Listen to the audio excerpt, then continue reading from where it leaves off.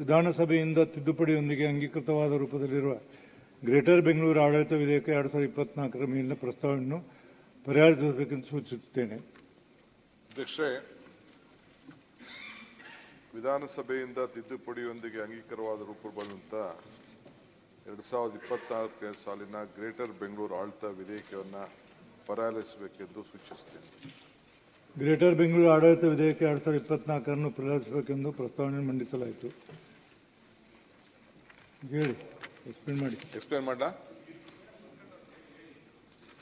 ಅಧ್ಯಕ್ಷರೇ, ಬೆಂಗಳೂರು ನಗರ ಒಂದು ದೊಡ್ಡ ಇತಿಹಾಸ ಇದೆ. ಮಾನ್ಯ ಶ್ರೀ ಕೆಂಪೇಗೌಡರು ಈ ಬೆಂಗಳೂರು ನಗರವನ್ನು ಕಟ್ಟಿ 4 ಗೋಪುರಗಳನ್ನು ನಿರ್ಮಾಣ ಮಾಡಿದ್ರು. ಕೆಂಪಾಬುದ್ದಿ ಕೆರೆ, ಇಲ್ಲಿ ಮೇಕ್ರಿ ಸರ್ಕಲ್ ಹತ್ರ, ಈ ಕಡೆ ಹಲಸೂರು, ಈ ಕಡೆ ದಕ್ಷಿಣದಲ್ಲಿ ನಮ್ಮ ಲಾಲ್ಬಾಗ್ನಲ್ಲಿ 24 ಸ್ಕ್ವೇರ್ ಕಿಲೋಮೀಟರ್ಸ್ ಇತ್ತು. ಈಗ 750 ಕಿಲೋಮೀಟರ್ಗೆ ಇವತ್ತು ಬೆಂಗಳೂರು ನಗರ ಅಂತೇಳಿ ಇವತ್ತು ಘೋಷಣೆ ಮಾಡಿದೆ. ಒಂದು ಇತಿಹಾಸ ತಾವೆಲ್ಲ ಗಮನಿಸಿದ್ದೀರಿ. ನಾವು ಯಾಕೆ ಇದನ್ನು ತಂದಿದ್ದೀವಿ ಅಂದರೆ, ಒಂದು ದೊಡ್ಡ ಸಮಸ್ಯೆಗಳು ಗವರ್ನೆನ್ಸ್ ಅಲ್ಲಿ ಬಂದಿದೆ, ಸವಾಲುಗಳಿದೆ. ಇದಕ್ಕೆ ಪರಿಹಾರ ಹಾಕಬೇಕು, ಹುಡುಕಬೇಕು, ಭವಿಷ್ಯದ ಬಗ್ಗೆ ಚಿಂತನೆ ಮಾಡಬೇಕು, ಆಡಳಿತ ವಿಕೇಂದ್ರೀಕರಣ ಮಾಡಬೇಕು, ಸಂಪನ್ಮೂಲವನ್ನು ಕೂಡಿಸಬೇಕು, ಸಮಗ್ರ ಅಭಿವೃದ್ಧಿ ಆಗಬೇಕು, ಒಂದು ಎಫೆಕ್ಟಿವ್ ಗವರ್ನೆನ್ಸ್ ಕೊಡಬೇಕು. ಈ ದೃಷ್ಟಿಯಿಂದ ಈ ಬಿಲ್ಲನ್ನು ತಂದಿದ್ದೇವೆ. ಇಲ್ಲೂ ಕೆಲವು ಬಹಳ ಜನ ಮೆಂಬರ್ಸ್ ಇದ್ದಾರೆ, ಲೋಕಲ್ ಬಾಡಿಯಿಂದ ಬಂದಂಥವ್ರು ಬಹಳ ಜನ ಇಲ್ಲಿದ್ದಾರೆ. ಅಲ್ಲಿ ಆ ಮನೆಯಲ್ಲಿ ಸುರೇಶ್ ಕುಮಾರ್ ಇರ್ಬೋದು, ನಮ್ಮ ರಾಮಲಿಂಗಾರೆಡ್ಡಿ ಇರ್ಬೋದು, ಕೆಲವರೆಲ್ಲ ಮುನ್ಸಿಪಲ್ ಕೌನ್ಸಿಲರ್ಗಳಾಗಿ,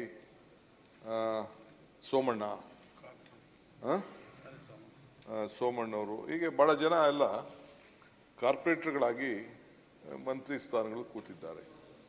ಈ ದೇಶದ ಪ್ರಧಾನಮಂತ್ರಿಗಳಂತ ಪಂಡಿತ್ ಜವಾಹರ್ಲಾಲ್ ನೆಹರು ಕೂಡ ಅಲಹಾಬಾದ್ ಮುನ್ಸಿಪಲ್ ಅಧ್ಯಕ್ಷರಾಗಿ ಕೆಲಸ ಮಾಡಿದ್ದಾರೆ, ಸಿಟಿ ಕಾರ್ಪೊರೇಷನ್ ಅಧ್ಯಕ್ಷರಾಗಿ ಅಲ್ಲಿ ಕೆಲಸ ಮಾಡಿದ್ದಾರೆ.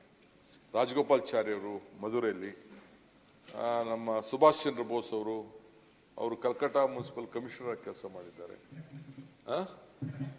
ಕಲ್ತಾಗಿ ಸ್ಟಾಲಿನ್ ಅವರು ಮೇಯರ್ ಆಗಿ ಅವರು ಕೆಲಸ ಮಾಡಿದ್ದಾರೆ. ಹೀಗೆ ಬೇಕಾದಷ್ಟು ನಮ್ಮ ಬೆಂಗಳೂರು ನಗರದ ಕಾರ್ಪೊರೇಟರ್ ಈಗೂ ಇದ್ದಾರೆ. ಬಸವರಾಜು, ಮುನ್ರತ್ನ, ನಮ್ಮ ರಘು ಎಲ್ಲ ಈಗೇನು ಶಾಸಕರಿದ್ದಾರೆ, ಗೋಪಾಲಯ್ಯ, ಬಸವರಾಜ್ ಅದೇ ಹೇಳಿದ್ನಲ್ಲ, ಅವರೆಲ್ಲ ಕೂಡ ಆಗಿ ಇವತ್ತು ಬೆಳ್ಕೊಂಡು ಬಂದಿದ್ದಾರೆ. ಸೊ ಇಲ್ಲಿ ಕೆಂಗಲ್ ಹನುಮಂತ ಏನವರು ಆಗಿದ್ರು ಅನ್ನೋದು ಕೂಡ ನಾನು ಪ್ರಸ್ತಾವನೆ ಮಾಡಿದ್ದೇನೆ ಬೆಂಗಳೂರು ನಗರದಲ್ಲಿ. ಸೊ ಇನ್ನು ದೊಡ್ಡ ಇತಿಹಾಸ ಇದೆ. ಪಂಚಾಯತ್ ಲೆವೆಲಲ್ಲಿ ಹೋದ್ರೆ ನಮ್ಮ BD ಜತ್ತಿ ಅವರು ಕೂಡ ಒಂದು ಗ್ರಾಮ ಪಂಚಾಯತಿ ಅಧ್ಯಕ್ಷರಾಗಿ ಒಂದು ರಾಷ್ಟ್ರಪತಿಯಾಗಿ ಆದಂಥ ಒಂದು ಇತಿಹಾಸ ಇದೆ. ನಮ್ಮ ಪಂಚಾಯತ್ ರಾಜ್ ವ್ಯವಸ್ಥೆಯಲ್ಲಿ ಕೆಲಸ ಮಾಡ್ಕೊಂಡು ಬಂದಿದ್ದಾರೆ. ಇದೇನಾಯಿತು ಅಧ್ಯಕ್ಷರೇ, 1970ರಲ್ಲಿ ಈ ಒಂದು ಚಿಂತನೆ ನಡೆದಂಥ ಸಂದರ್ಭದಲ್ಲಿ ಇಂದಿರಾ ಗಾಂಧಿಯವರು ಈ ದೇಶದ ಜವಾಬ್ದಾರಿ ತೆಗೆದುಕೊಂಡಾಗ ಒಂದು ಸರ್ವೆ ಮಾಡಿಸ್ತಾರೆ. ಆಗ 31% ರೂರಲ್ಲಿಂದ ಅರ್ಬನ್ಗೆ ಮೈಗ್ರೇಷನ್ ಆಗ್ತಾರೆ. ಇವತ್ತೇನು ಪರಿಸ್ಥಿತಿ ಇದೆ ಅಂದರೆ 39% ಆಫ್ ದಿ ಪಾಪ್ಯುಲೇಷನ್ ಈಗ ನಗರಗಳಿಗೆ ಬಂದ್ಬಿಟ್ಟಿದೆ. ಟೌನ್ ಇರ್ಬೋದು, ಡಿಸ್ಟಿಕ್ ಹೆಡ್ ಕ್ವಾರ್ಟರ್ಸ್ ಇರ್ಬೋದು, ಡಿಸ್ಟಿಕ್ ಹೆಡ್ ಕ್ವಾರ್ಟರ್ಸ್ ಇರ್ಬೋದು, ಸಿಟಿಗೆ ಇರ್ಬೋದು. ನಾನು ಅರ್ಬನ್ ಡೆವಲಪ್ಮೆಂಟ್ ಮಿನಿಸ್ಟರ್ ಆಗಿದ್ದೆ SM ಕೃಷ್ಣ ಅವ್ರ ಕಾಲದಲ್ಲಿ. ಬೆಂಗಳೂರು ನಗರದ ಪಾಪ್ಯುಲೇಷನ್ ಆವತ್ತಿನ ಕಾಲದಲ್ಲಿ 70 ಲಕ್ಷ ಇತ್ತು. ಇವತ್ತು 1,40,00,000 ಆಗಿದೆ ಬೆಂಗಳೂರು ನಗರಕ್ಕೆ. ಬರೀ ವಾಹನಗಳೇ 1,05,00,000 ವಾಹನ ಬೆಂಗಳೂರು ನಗರದಲ್ಲಿ ನಡೀತಾ ಇದೆ. ರೋಡ್ಗಳನ್ನ ವೈಡನ್ ಮಾಡೋಕ್ಕಾಗಲ್ಲ. ಬೆಂಗಳೂರು ಬೆಳ್ಕೊಂಡು ಬಂದಿದೆ, ಇನ್ನು ಬೆಂಗಳೂರು ಆಗಬೇಕು. ಇದನ್ನ ಅಡ್ಮಿನಿಸ್ಟ್ರೇಷನ್ ಮಾಡಬೇಕು. ಹಿಂದೆ ಒಂದು ಕಾಲದಲ್ಲಿ ನಾನು ಇದ್ದಂಥ ಸಂದರ್ಭದಲ್ಲಿ ಹೆಬ್ಬಾಳ್ವರೆಗೂ ಕಾರ್ಪೊರೇಷನ್ ಇತ್ತು, ಹೆಬ್ಬಾಳಿಂದ ಆಚೆ CMC ಇತ್ತು, ಈ ಕಡೆ KR ಪುರಂ ಕೂಡ ನಮಗಿತ್ತು, ರಾಜರಾಜೇಶ್ವರಿ ನಗರ ಕೂಡ CMC ಇತ್ತು, ಹಿಂಗೆ ಬೊಮ್ಮನಹಳ್ಳಿ CMC ಇತ್ತು. ಇವತ್ತೇನು ಮಾದೇವಪುರ ಫುಲ್ ಹೇಳ್ತೀವಲ್ಲ, ಅಲ್ಲಿಗೆಲ್ಲ ನಾನೇ CMC, ನಾನೇ ಮಂತ್ರಿ ಇದೆ. ಅದಕ್ಕೆ ಬರೀ ಈ ಕಾರ್ಪೊರೇಷನ್ ಮಾತ್ರ ಇತ್ತು. ಅದನ್ನು ತೆಗೆದುಕೊಂಡು ಇದೇ ಸರ್ಕಾರ ದಳ ಬಿಜೆಪಿಯವರು ಸೇರಿ ಅದನ್ನು ಬೃಹತ್ ನಗರ ಅಂತೇಳಿ 110 ವಿಲೇಜ್ಗಳನ್ನು ಸೇರಿಸಿದ್ರು. ಸೇರಿಸಿ ಈಗ ತಾನೇ ಭಾಳ ಶ್ರಮಪಟ್ಟು ಮೊನ್ನೆ ಅದಕ್ಕೆ ಕಾವೇರಿ ನೀರು ಕೊಡುವಂಥ 5th ಸ್ಟೇಜ್ ಕೊಡುವಂಥ ಕೆಲಸ ಮೊನ್ನೆ ತಾನೇ ಇನಾಗ್ರೇಟು ತೊರೆಕಾಡಿನಲ್ಲಿ ನಾವು ಮಾಡ್ಕೊಂಡು ನಾವು ಬಂದಿದ್ದೇವೆ. ಸೊ ಹಂಗೆ ಇವತ್ತು ಅದಾದ ಮೇಲೆ ಇಂದಿರಾ ಗಾಂಧಿಯವರು ಏನು ಮಾಡಿದ್ರು, ಇದ್ರ ಬಗ್ಗೆ ಒಂದು ಹೊಸ ಚಿಂತನೆ ಮಾಡಬೇಕು ಅಂತೇಳಿ ಹೊರಟರು. ಅದಾದ ಮೇಲೆ ರಾಜೀವ್ ಗಾಂಧಿಯವರು ಇದು ಪ್ರಧಾನಮಂತ್ರಿ ಆದಾಗ ಇದಕ್ಕೆ ಸಿಂಘ್ವಿ ಅನ್ನೋರ ಒಂದು ಅವರ ಅಧ್ಯಕ್ಷತೆಯಲ್ಲಿ ಒಂದು ಕಮಿಟಿ ರಚನೆ ಮಾಡಿದ್ರು. ಅದಾದ ಮೇಲೆ ಸಿಂಘ್ವಿ ಅವರು ಒಂದು ಸಬ್ಮಿಟ್ ಮಾಡಿದ್ರು, devolution of power, financial autonomy, 3 types of ULBs, ಕಾರ್ಪೊರೇಷನ್ಗೆ, ಪಟ್ಟಣ ಪಂಚಾಯತಿ, ರಿಸರ್ವೇಷನ್, ಇವೆಲ್ಲ ಕೂಡ ಅವರು ಕೂಡ ಅದಕ್ಕೆ ಕೊಟ್ಟರು. ನಾನು ನಮ್ಮ ನಾರಾಯಣಸ್ವಾಮಿ ಅವರು ಅಧ್ಯಕ್ಷರಿದ್ರು, ಇಲ್ಲಿ ನಮ್ಮ ಜಿಲ್ಲಾ ಪಂಚಾಯತಿ ನಾರಾಯಣಸ್ವಾಮಿ ಅವರು ದಳದಲ್ಲಿದ್ದರು, ನಾನು ಕಾಂಗ್ರೆಸ್ಸಲ್ಲಿದ್ದೆ. 73rd 74th ಅಮೆಂಡ್ಮೆಂಟ್ಗೆ ಇಲ್ಲಿ ವೆಂಕಟಸುಬ್ಬಯ್ಯನವರು ಗವರ್ನರ್ ಇದ್ದರು. ಆಗ ಇಲ್ಲೇ ಬಂದು ಒಂದು ಮೀಟಿಂಗ್ ನಡೀತು, ನಾನು ಅದ್ರಲ್ಲಿ ಪಾರ್ಟಿಸಿಪೇಟ್ ಆಗಿದ್ದೆ. ನಮ್ಮ ರಾಮಲಿಂಗಾರೆಡ್ಡಿ ಅವರು ಕಾರ್ಪೊರೇಟರ್ ಇದ್ದರು, ಬೆಂಗಳೂರು ನಗರದ ಕಾರ್ಪೊರೇಷನ್ ಎಲ್ಲ ಅವರಿದ್ದು, ನಾವೆಲ್ಲ ಮುನ್ಸಿಪಾಲ್ಟಿ ಜಿಲ್ಲಾ ಪಂಚಾಯತಿ ಮೆಂಬರ್ ಇದ್ದೆ. ಅಲ್ಲಿ ನಡೀತು ಇದ್ರ ಬಗ್ಗೆ. ನಾನು ಕೇಳಿದೆ ರಾಜೀವ್ ಗಾಂಧಿಗೆ, ನಮ್ಮಲ್ಲಿ ಆಗಲೇ ಇದ್ದೀವಲ್ಲ ಇಲ್ಲಿ ಅಂತೇಳಿ, ರಾಮಕೃಷ್ಣ ಹೆಗಡೆ ಅವ್ರ ಕಾಲದಲ್ಲಿ ಇದ್ದೀವಲ್ಲ ಅಂತ ಹೇಳಿದೆ. ಅವ್ರು ಅದಕ್ಕೆ ಕೇಳಿದ್ರೆ ಎಲ್ಲ ನಿಂತೋಯ್ತು. Leader is one to create leaders not followers. ನಾಯಕರುಗಳಾಗಿ ತಯಾರು ಮಾಡಬೇಕು, ಹೆಣ್ಮಕ್ಳಿಗೆ ರಿಸರ್ವೇಷನ್ ಕೊಡಬೇಕು, ಬ್ಯಾಕ್ವರ್ಡ್ ಕ್ಲಾಸ್ ರಿಸರ್ವೇಷನ್ ಕೊಡಬೇಕು ಅನ್ನೋದೆಲ್ಲ ಭಾಳ ದೊಡ್ಡ ಚಿಂತನೆಯಾಗಿ ಅವರೊಂದು ಅಮೆಂಡ್ಮೆಂಟ್ ಮೂವ್ ಮಾಡಿದ್ರು. ಆಗ ಅದು ಪಾಸ್ ಆಗೋದು ಸ್ವಲ್ಪ ಲೇಟ್ ಆಯಿತು. ಆಮೇಲೆ ನರಸಿಂಹರಾಯರು 12ನೇ ಡಿಸೆಂಬರ್ 92ರಲ್ಲಿ ಅವರು ಪ್ರಧಾನಮಂತ್ರಿ ಆದಮೇಲೆ ಅದನ್ನೇ ಲೋಕಸಭೆಯಲ್ಲಿ ಪಾಸ್ ಮಾಡಿದ್ರು. 22ನೇ ಡಿಸೆಂಬರು ರಾಜ್ಯಸಭೆಯಲ್ಲಿ ಪಾಸಾಗಿ ನಮ್ಮ ಏಪ್ರಿಲ್ 1ರಿಂದ 93ಯಿಂದ ಈ 74 amendment it came into effect. ಆದ ತಕ್ಷಣ ನಾವು ವೆಸ್ಟ್ ಬೆಂಗಾಲ್ ಅವರು, ಮಹಾರಾಷ್ಟ್ರವರು, ನಮ್ಮ ಕರ್ನಾಟಕದವರು ನಾವು ಅದನ್ನು 74th ಅಮೆಂಡ್ಮೆಂಟ್ನ ನಾವು ಅಡಾಪ್ಟ್ಮೆಂಟ್ ಮಾಡಿಕೊಂಡು, ಆಮೇಲೆ KMC ಆ್ಯಕ್ಟ್ನ ಕೂಡ ನಾವು ಅದನ್ನು ಮಾಡ್ಕೊಂಡು ನಾವು ಬಂದಿದ್ದೇವೆ. ಇವತ್ತು ಈ ತಿದ್ದುಪಡಿ ಅಂತಂದು ಈಗ ಬೆಳೆದಂಥ ಹಾದಿ ಇದು ಬೆಂಗಳೂರು. ಆವತ್ತು ಕೆಂಪೇಗೌಡರು 1938ರಲ್ಲಿ ಜನವರಿ 14ರಂದು ಈ ಬೆಂಗಳೂರಿಗೆ ಅಂದು ಕೆಂಪೇಗೌಡರು ಅದು ಈ ಬೆಂಗಳೂರಿಗೆ ಕಟ್ಟಿ ಇದಕ್ಕೆ ಹೊಸ ರೂಪವನ್ನು ಕೊಡಲಿಕ್ಕೆ ಒಂದು ಪ್ರಯತ್ನವನ್ನು ಮಾಡಿದ್ರು.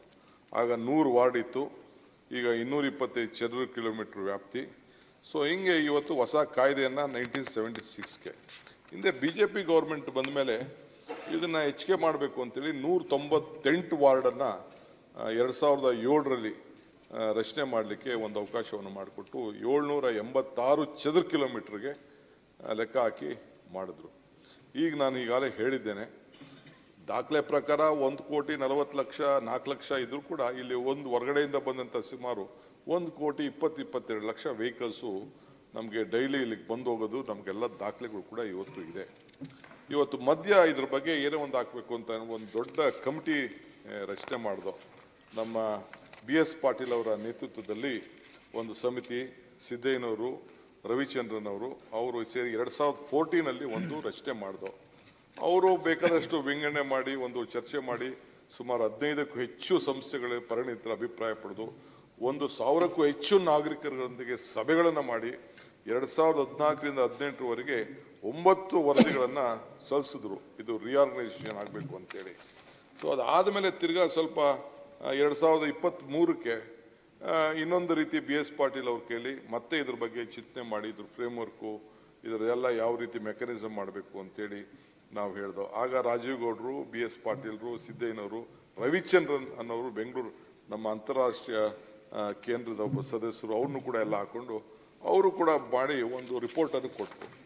ಸೊ ನಾವು ಅದನ್ನೆಲ್ಲ ಚರ್ಚೆ ಮಾಡಿ ನಾನು ಅದನ್ನು ಅಸೆಂಬ್ಲಿಗೆ ತೆಗೆದುಕೊಂಡು ಬಂದೆ.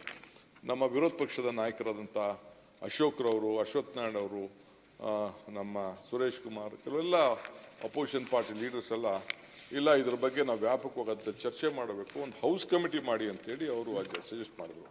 ನಾನು ಇದನ್ನು ಏಕಾಏಕಿ ಇದನ್ನು ಬಿಲ್ ಮಾಡಲಿಕ್ಕೆ ನನಗೂ ಸಮಾಧಾನ ಇಲ್ಲ. I wanted A thorough discussion. ಯಾಕೆಂದರೆ ನಾವು ಇದನ್ನು ಭಾಳ ಡೀಪಾಗಿ ಹೋಗ್ತಾ ಇದ್ದೀವಿ.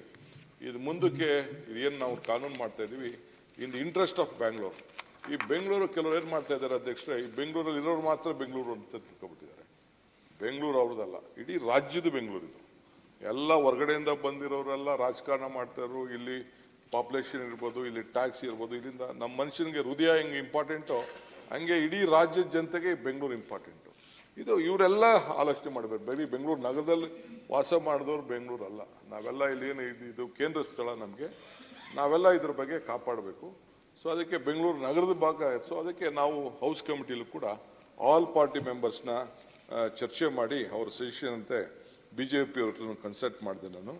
ಸೊ ಅವರು ಒಂದಷ್ಟು ಹೆಸರುಗಳು ಕೊಟ್ಟರು. ಒಂದು ಹೆಸರು ಮಾತ್ರ ನಾನು ತೆಗೆದೆ, to be very frank with you.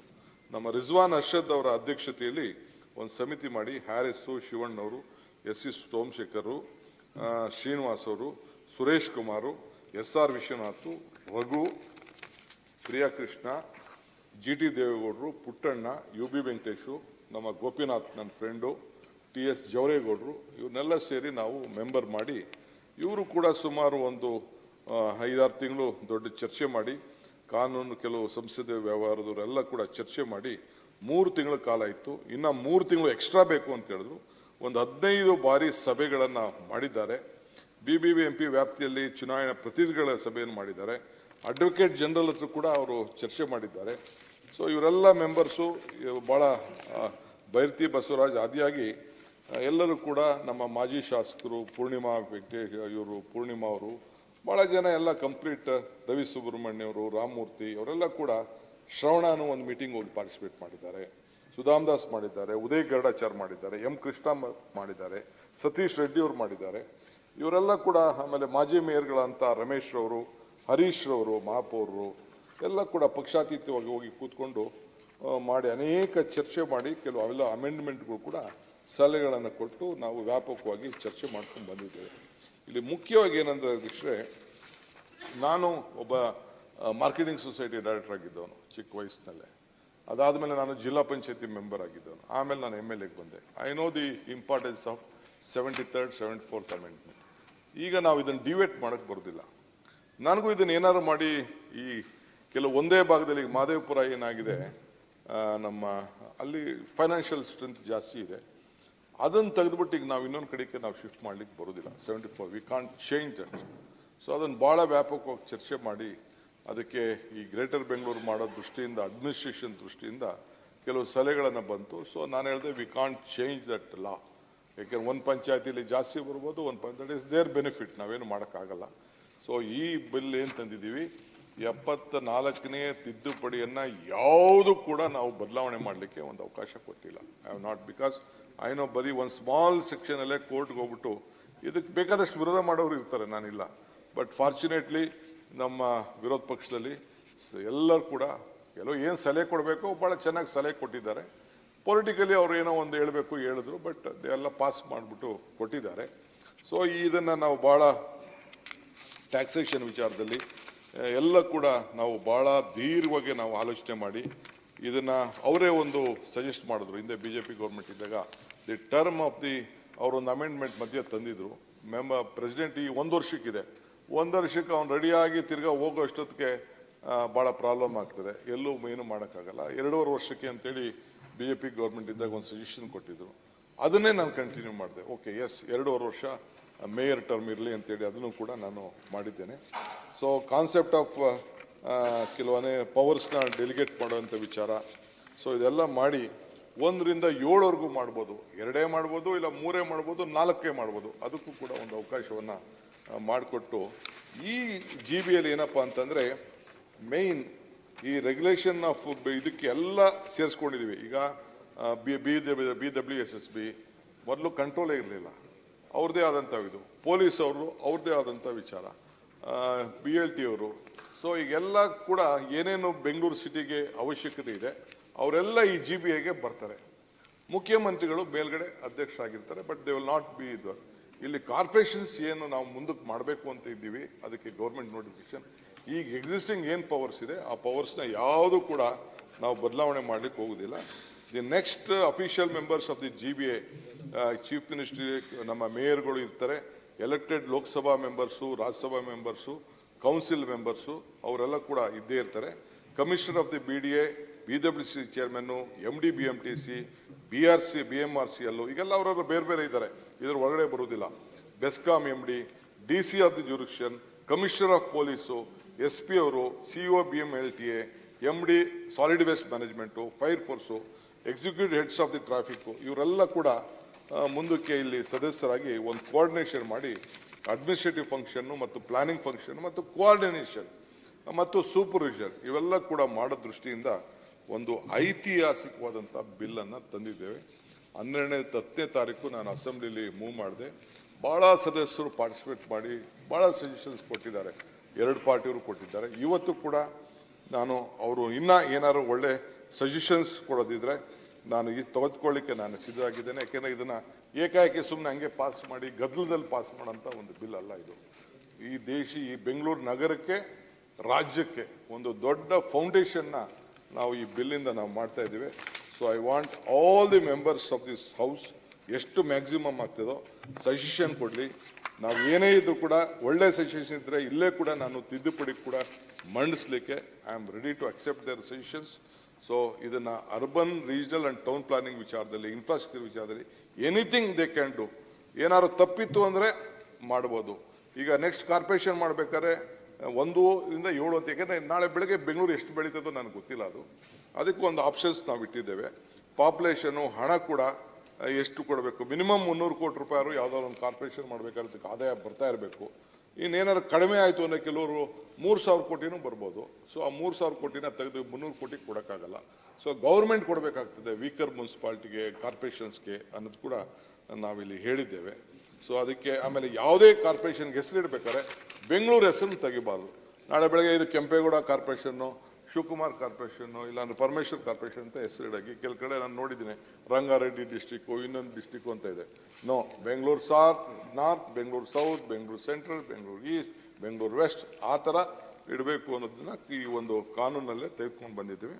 2 or more city ಕಾರ್ಪೊರೇಷನಲ್ಲಿ section 26 ಪ್ರಕಾರ ಇದೆ. 5 years ಟೈಮ್ ಇದೆ. ಸೊ ಇದರಿಂದ ಈ ವಾರ್ಡ್ಗಳನ್ನು ಆದಷ್ಟು ನಾವು ಡಿವಿಷನ್ ಮಾಡೋದು ಮಿನಿಮಮ್ ಒಂದು ನಾಟ್ ಮೋರ್ ದೆನ್ 150ಕ್ಕಿಂತ ಒಂದು ವಾರ್ಡ್ಗಳು ಜಾಸ್ತಿ ಇರಬಾರ್ದು ಯಾವುದೇ ಕಾರ್ಪೊರೇಷನಲ್ಲಿ ಅಂತ ಕೂಡ ಇದೆ. ಸೊ ನಾನೀಗ ಹೇಳ್ದಂಗೆ ಆಮೇಲೆ ನೋ ಕಾನ್ಫಿಡೆನ್ಸ್ ಆಗಬೇಕಾದ್ರೆ 6 months ಆದಮೇಲೆ ಮಾಡಬೇಕು. ಯಾವ್ದಾದ್ರು ಡಿಸ್ಪ್ಯೂಟ್ ಬಂತು ಅಂತಂದರೆ ಒಂದು ವಾರ್ಡ್ ಅಟ್ಲೀಸ್ಟ್ ಅವನು 6 ತಿಂಗಳಾದ್ರೂ ಕೂಡ ಇತ್ತು, 6 ತಿಂಗಳು ಆದಮೇಲೆ ಅವನ ಮೇಲೆ ನೋ ಕಾನ್ಫಿಡೆನ್ಸ್ ಮೋಷನ್ ಮೂವ್ ಮಾಡೋಂಥ ಒಂದು ಅವಕಾಶ ಕೂಡ ನಾವು ಮಾಡಿದ್ದೇವೆ. ಇದ್ರ ಜೊತೆಗೆ ಅಸೆಂಬ್ಲಿ ಕನ್ಸರ್ನ್ ಲೆವೆಲ್ ಕನ್ಸಿಟಿವ್ ಮಾಡಿ ಅಲ್ಲಿ ಲೋಕಲ್ MLAನೇ ಚೇರ್ಮನ್ ಮಾಡಿದ್ವಿ. Whichever party is there, ಅಲ್ಲಿ ಲೋಕಲ್ MLC ಯಾರು ಇರ್ತಾರೆ, ಲೋಕಲ್ ಕಾರ್ಪೊರೇಟರ್ಸ್ ಯಾರು, ಕೌನ್ಸಿಲರ್ಸ್ ಇರ್ತಾರೆ. ಸೊ ಅವ್ರನ್ನೆಲ್ಲ ಕೂಡ ಮಾಡಿ ಅದು ಒಂದು ಫಂಕ್ಷನಿಂಗ್ಗೆ ಒಂದು ಅವಕಾಶವನ್ನು ಕೂಡ ನಾವು ಮಾಡಿದ್ದೇವೆ. ಆಮೇಲೆ ಸ್ಟ್ಯಾಂಡಿಂಗ್ ಕಮಿಟಿಗಳು ಕೂಡ ರೆವಿನ್ಯೂ, ಫೈನಾನ್ಸು, ಮಾಮೂಲಿ ಏನು ಬೇರೆ ಬೇರೆ ಇದೆ ಅದೆಲ್ಲ ಕೂಡ 9 ಸ್ಟ್ಯಾಂಡಿಂಗ್ ಕಮಿಟಿ, ಅವ್ರಿಗೂ ಡ್ಯೂರೇಷನ್ 30 ನಿಮಿಷ ಕೊಟ್ಟಿದ್ದೇವೆ, 30 ತಿಂಗಳು ಕೊಟ್ಟಿದ್ದೇವೆ. 9 ರಿಂದ 15 ಮೆಂಬರ್ಸ್ವರೆಗೂ ಇನ್ಕ್ಲೂಡಿಂಗ್ ದಿ ಚೇರ್ಮನ್ ಇದೆ. ಇನ್ನೊಂದು ಹೊಸದಾಗಿ ವಾರ್ಡ್ ಕಮಿಟಿ ಅಂತ ಸೆಕ್ಷನ್ 100ರಲ್ಲಿ ಅವಕಾಶ ಇದೆ, ಅವ್ರಿಗೆ 20 ತಿಂಗಳು ಕೊಟ್ಟಿದ್ದೇವೆ. ಮೊದಲು ಅದಕ್ಕೆ 30 ತಿಂಗಳು, ಇದಕ್ಕೆ 20 ತಿಂಗಳು. ಚೇರ್ಪರ್ಸನ್ ಅವನು ಯಾರು ಕೌನ್ಸಿಲರ್ಗೆ ಇರ್ತಾನೆ ಅವನೇ ಚೇರ್ಮನ್ ಇರ್ತಾನೆ. ಮಿಕ್ಕಿದ್ದು 14 ಜನ ಮೆಂಬರ್ಸ್ ಇರ್ತಾರೆ. ಅದಕ್ಕೆ ಕೆಲವು ಕಾರ್ಪೊರೇಷನ್ ಇಂದನೇ ಕೆಲವು ನಾಮಿನೇಟ್ ಮಾಡ್ಲಿಕ್ಕೆ ಅವಕಾಶ ಇದೆ. ಅದರಲ್ಲಿ SC ST 2, woman 3, at least 2 from the resident welfare association, ಇವ್ರದೆಲ್ಲ ಮಾಡಬೇಕು ಅನ್ನೋದು ಕೂಡ ಮಾಡಿದ್ದೇವೆ. ಚೇರ್ಮನ್ಗೆ ಒಂದು ವಿಟೋ ಪವರ್ ಅನ್ನು ಕೊಟ್ಟಿದ್ದೇವೆ. ಸೊ ಈ ರೀತಿ ಅನೇಕ ಸಲಹೆಗಳನ್ನು ಭಾಳ ಬಂತು, ಭಾಳ ವ್ಯಾಪಕವಾಗಿ ಬಂದಿದ್ದೇನೆ. ದಯವಿಟ್ಟು ನಮ್ಮ ಗೌರವಾನ್ವಿತ ಸದಸ್ಯರು ಮುಕ್ತವಾಗಿ ಟೀಕೆ ಮಾಡಿದ್ರೂ ಸ್ವೀಕಾರ ಮಾಡಲಿಕ್ಕೆ ಇದ್ದೇನೆ, ಇಲ್ಲ ಅಭಿನಂದಿಸಿದ್ರೂ ಸ್ವೀಕಾರ ಮಾಡಲಿಕ್ಕೆ ಇದ್ದೇನೆ. ಚರ್ಚೆ ಮಾಡಿ ಇದಕ್ಕೆ ಬಿಲ್ಲನ್ನು ಪಾಸ್ ಮಾಡಿಕೊಡಬೇಕು ಅಂತೇಳಿ, ಸಜೆಷನ್ ಕೊಡಬೇಕು ಅಂತೇಳಿ ತಮ್ಮ ಮುಖಾಂತರ ಅವ್ರಿಗೆ ಮನವಿ ಮಾಡ್ಕೊಳ್ತೇನೆ. ವಿರೋಧ ಪಕ್ಷ ನಾಯಕರು.